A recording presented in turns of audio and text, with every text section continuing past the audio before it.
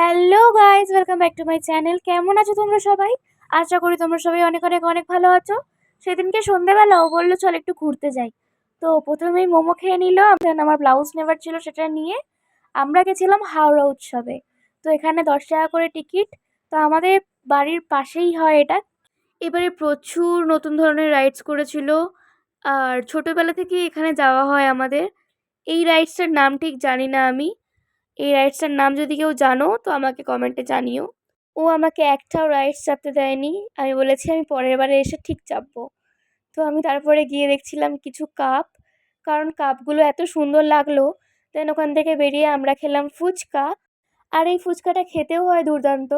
আমার রিয়াকশানটা দেখে তোমরা বুঝতেই পারবে। তারপর ওখান থেকে আমরা গেলাম আইসক্রিম খেতে। কত খেয়েছি সেদিনকে, বাপরে বাপ! এত কিছু খেয়ে হাঁপিয়ে গেছি গাইস, তাই জন্য বাড়ি চলে যাচ্ছি। আজকে আর বকবক করতে পারছি না। দেখা হচ্ছে নেক্সট মিনি ব্লগে, ততক্ষণের জন্য টাটা।